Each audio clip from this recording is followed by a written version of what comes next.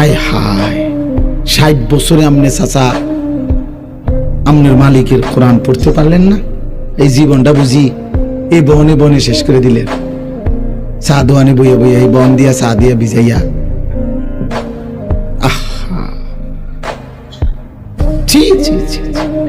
অসংখ্য বুড়া মানুষ হাইসা কি লাভ? অসংখ্য বুড়া মানুষের জিন্দিগিটা তো শেষ বয়সটা উনি চা দোকানের সাথে চুক্তি করে নিছে, ওয়াকফ করে দিছে চা দোকানদার যে তোমার যে একটা চিকন টুল বইয়েও তো কোনো আরাম নাই, এটা সোফা হইতো তা তো মন্ডারে বুঝাইতাম। চিকন টুল এটার মধ্যে ঠিক মতো তো পিছনের সাইজ পুরোটা আটে না।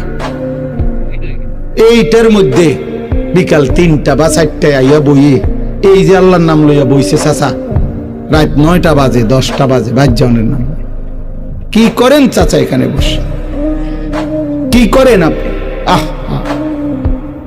হায় হায়, টিভি দেখে, নাচ দেখে, গান দেখে, আফসুস করে, পুরান কথা মনে হয় না। আসলে তো টেম্পার নাই, পুরান কথা মনে করেন ছাড়া আর কি।